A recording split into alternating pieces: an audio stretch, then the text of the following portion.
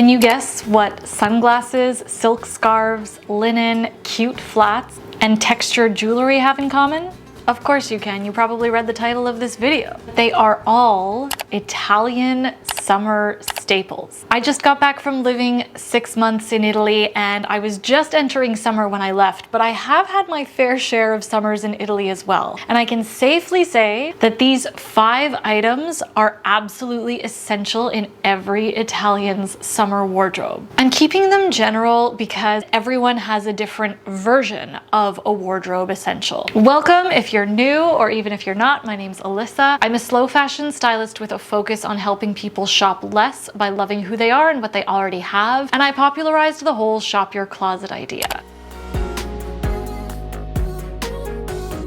Sunglasses are an Italian's best friend. Why? They can add so much visual interest. Think of drama or a retro feel or something that feels really contemporary and modern with such little effort, but more importantly, without adding bulk or heat and without adding any fuss to our outfit. I think a big part of overconsumption is that we feel we always need to add, but in the summer, it's really difficult to layer and use different textures in our looks. So sunglasses are the easiest way to do that. If you're traveling or even if you're just setting up a summer wardrobe, I would recommend having 2 different pairs of sunglasses, whether they're different in terms of color and shape, or if they represent very different style personalities. You can see here when I'm wearing this outfit with a pair of black, heavier,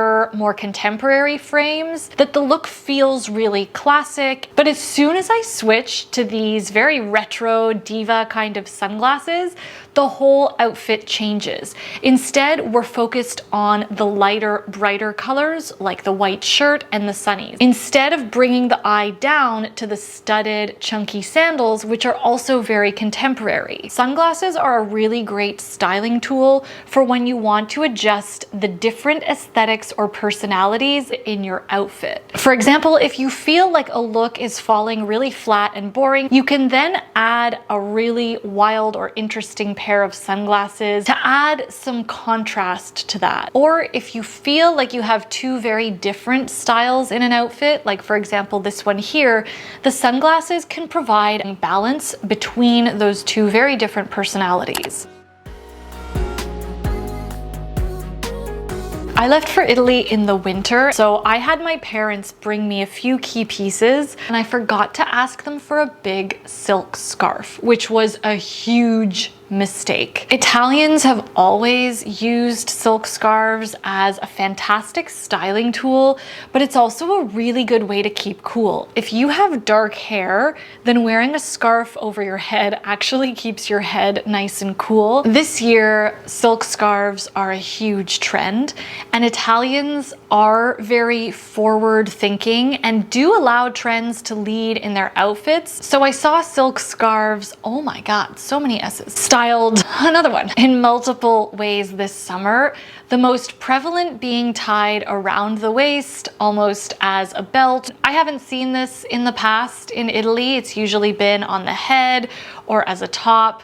And that's actually my preferred way of seeing a scarf style. They make beautiful tube tops or even styled looser as a halter. I think this is so chic and sexy. I also love styling scarves as a top with jewelry. And I also think it's really cute if you tie your scarf in your hair. Be careful of this last one if you're not someone who typically likes romantic or very frilly or girly vibes. It can definitely come off that way. I get a lot of comments from clients saying that they feel like they're putting in too much work or effort, or that they're forcing a look when they add a silk scarf. So make sure it's something that feels authentic to you. You're not going to be shocked by this next one. Linen. Anything. Make it a shirt, make it a dress, make it a pair of shorts, make it a pair of pants, whatever you want. This one is going to be totally suited to your needs. Italians know that fabric choice is a crucial part of nailing your summer wardrobe. Before you get into the comments asking about how to keep linen wrinkle-free, you can't. Okay, it's linen. It is a natural property of that fiber. To me, it's a sign of summer. It's a sign of a well-worn garment. We are obsessed with perfection. I personally love seeing clothes that look worn and lived in. I think it is an inherent and crucial part of personal style. Sorry for that little rant on wrinkles. I didn't know I could talk so long about wrinkles. Ask yourself if you are a one and done type person, in which case get yourself a few different dresses that can tide you over for this season. Or if you're a separates person like me, I personally love having a pair of linen shorts in my arsenal, and I love my Canadian made Power of My People linen shirts. I have two. I have the Friend, one in navy and one in cream. And even though they're long sleeved, they keep me so cool. They keep their structure and shape beautifully. This is not an ad. Yes, I have a discount code. Yes, I would make a commission on that code if you buy from me, but I just love this company so much, and I think they deserve constant shout outs. What I like to look for in my linen shorts is a front waistband that lies flat and an elastic waistband at the back. Personally, I don't love elasticated waistbands at the front. That's just me. I prefer a tailored and classic look. I think this is also why Italians manage to look so clean and polished in the summer. Their garments have sharp details. We lose the messy drawstring. Instead, I see details that are more reminiscent of a trouser. I could also wear a belt with these shorts. So if you are looking to add separates or one and done pieces in linen, look for those fine details that make them feel tailored and polished. I know we talk a lot about using different textures mixed together to create an interesting look, but I personally think head to toe linen is just so chic. It's also cool and comfortable, and it still creates an interesting look because linen in itself is an inherently dynamic texture. Easily add contrast with a beautiful elevated shoe. You could pair a linen trouser with a silk scarf top, for example. Italians mostly wear sneakers or sandals in the summer. I'll see a lot of flats, but really beautiful, interesting ones.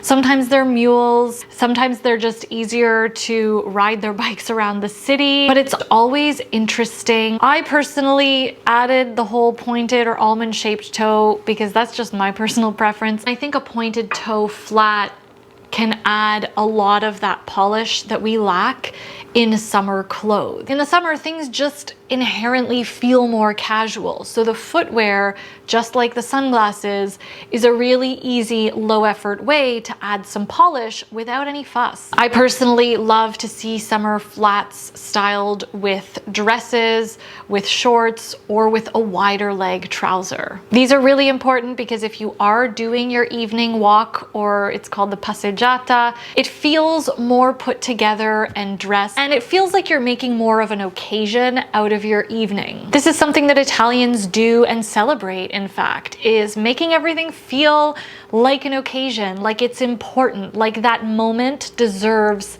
a little bit of respect, you know?